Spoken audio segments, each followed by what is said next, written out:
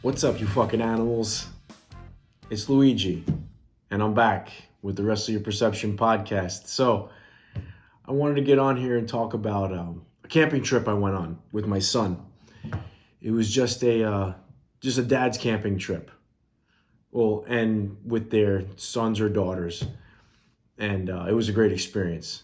If anybody's ever thinking about that, taking one of your kids or both of your kids without the other parent on a trip like that, be out in the woods or whatever, it's a great experience. It's an amazing experience. And I was there for 2 days, and it was probably the coldest day of the year. Both of the coldest weekend. It dropped to 34 degrees. And I've never slept in weather that was that cold, almost freezing. Especially when you're outside in a tent. And the heater I had a little space heater that only went on for about 5 hours. So it was basically we were freezing our ass off the whole night. I mean, I had a good sleeping bag that my son went to bed earlier than me both nights. Obviously, he passed out by the fire, which was a beautiful thing. That's always a great thing. He's 5 years old, so he's sitting on me and I'm holding him, keeping him warm by the fire, and he fell asleep, and I just kept him there for like 35 minutes because, you just want to enjoy the moment. So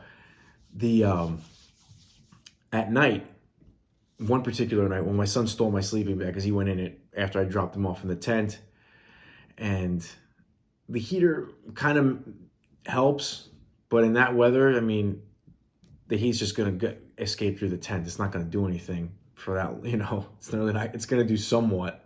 This is a little heater, so, I mean, depending on how much propane you have, it still doesn't matter. You're going to freeze your ass off unless you're in like a 20 below rated sleeping bag.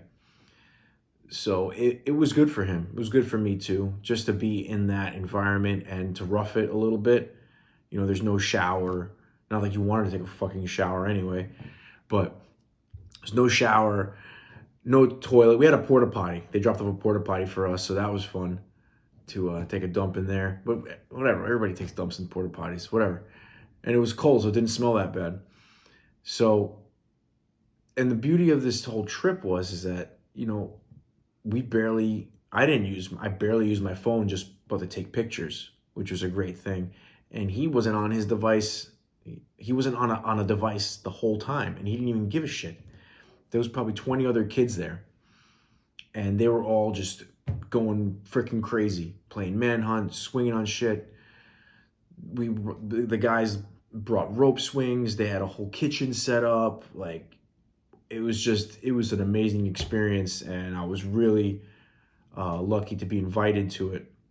It's basically guys from my department that do it, and I was talking to one of my buddies. He invited me, and it was awesome, and it was good for the kids. I mean, I feel like it was such a healthy thing for the kids, especially, and the kids, when I first got there, I mean, because we had to canoe in. You get there and you canoe in. It was 8 miles. Before, the previous year, they said it was 4 miles to canoe in, but now it's 8. And it's, what was it? Oh, because the drop-off point was messed up by the hurricane this year. But so we canoed in 8 miles, and so that was cool because we saw tons of alligators on the way in, which was pretty cool. Some monster alligators. And my son got a kick out of that. We saw some cows. We saw a big dead cow skeleton because people have farmland leading up to the campsites, to the campgrounds. There's all different areas that you're canoeing through. So that was a great experience in itself. And immediately when we dock our canoes, and then when we step off onto the land, the kids just start going bananas. They're just running everywhere and climbing shit, and freaking little kids sharpening sticks with knives. It was awesome. It was great. No one really got hurt, like severe injury. I mean, this is what we used to do when we were younger. Before, kids, it was, an iffy situation for kids to go outside and play in the street because of fucking weirdos and people texting and driving and whatever. But I got there and I told the other dads that I'm like, this is like fucking Lord of the Flies. I'm like, these kids are going to come back with a pig head on a stake If you guys ever seen that movie, a bunch of these little kids get stranded on an island and they become like a crazy tribe. But that's exactly the feel that I got.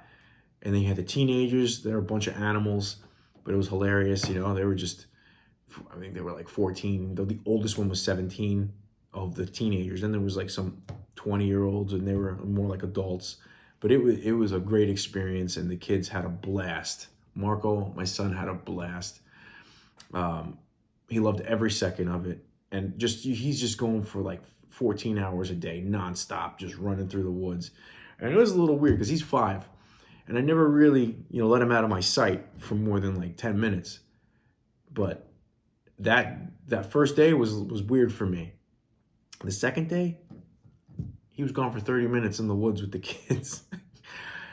I don't know I don't call me a bad parent, but I trusted what was going on. I trusted the other kids, the little girls. They looked out for him. They were like 10 years old and they looked out for him. And it was a great experience for everyone. And it's an annual thing, so I'm really excited about it. But what prompted me to do this was, it was very strange because I'm thinking to myself, how did people survive in this cold? I mean, this is Florida, dude. It's 34 degrees. It's cold. Don't get me wrong. To sleep outside and that weather is cold. And I'm thinking people before technology, before anything, and before electricity, before you had something to heat your room with or insulation. Granted, there was other ways of insulating there, whether people had tents or cabins, however they built to survive. But there's no way you're making it through a winter without some sort of animal pelt. So there's theories out there and people saying that people survived off of being plants and thrived and evolved.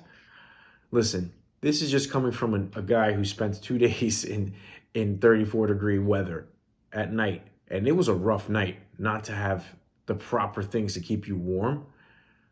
So I don't think people survive that long just on, I think there's a disconnect here. I don't know how people survived. And I didn't go and do research and be like, oh, this is how vegans did this. I'm just going on what I felt, that you needed some fucking animal skin to keep you warm, because there's no plants that are going to keep you warm, that you're going to create a plant blanket or even clothing. What are you going to make? So that was my thought on that. And it gave you a great appreciation. We always appreciate it, but then it makes you think of how people used to worship the sun. And then I remember waking up at like 4 a.m. to have to go out to go to the bathroom, and how freezing it was. And I'm like, man, I can't wait till it's morning, till the sun comes out. And I'm like, man, just for the heat, just for the warmth, because it was so cold. And just thinking that, it's like, man, these people roughed it and they survived. And they prayed for that sun to come in the morning just to keep you warm. Because then you go and you stand in it, and I wake up, come out of my tent when the sun came up, and it was nice and warm, and you sit there and you're drinking a coffee, and I'm like, man, this is good. What an amazing feeling that is, to feel the sun on you when you're freezing your ass off and the sun helps keep you warm. So it gave me a greater appreciation for the sun. So now I'm a sun worshiper. I'm just kidding. No, but yeah, I worship the sun. But yeah, it gave me a great appreciation for that. And it also made me think about how the fuck did people think that vegans, just people that just ate plants and survived without killing animals before technology. Hey, whatever you say, people have their theories, research. I'm just going by what I did. And I don't think I'd be able to make it without animal fur keeping me warm, let alone keeping your family warm and fed and calories. That's a whole nother thing. I mean, you can watch survival shows where people, they can't make it just on plants and roots that they find in the woods. They need to kill an animal to eat. Unfortunately, that's how life works. But people don't believe that, and that's fine. Good for them. It's a free world, mostly, and people have their choices, and I respect it. But this is my choice, and this is my theory. It was just an amazing weekend. spending a few nights in the cold and experiencing that firsthand made me think about it, and eating as well. Like, you got to eat calories or you're gonna fucking die. You'll wither away into nothing. So those are my thoughts, and I had a blast. And I really recommend, if you're a parent, to do something like that. Take your kids out of our normal element and out into the elements in the wilderness. Even if it's not to that extent, even if you're staying in a camper or whatever, just to get a hard reset off of the phones and really not having access to it. We become so reliant on it, and it sounds cliche, and take time off your phone and shit like that, but sometimes you really got to put yourself in a situation where you don't really have an option.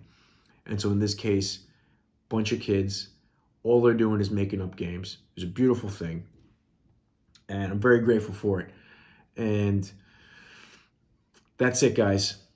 Appreciate you watching. I hope you got something out of it. Take your kids camping. Grow some balls, you pussies. Just kidding, guys. Take care. Hope you enjoy.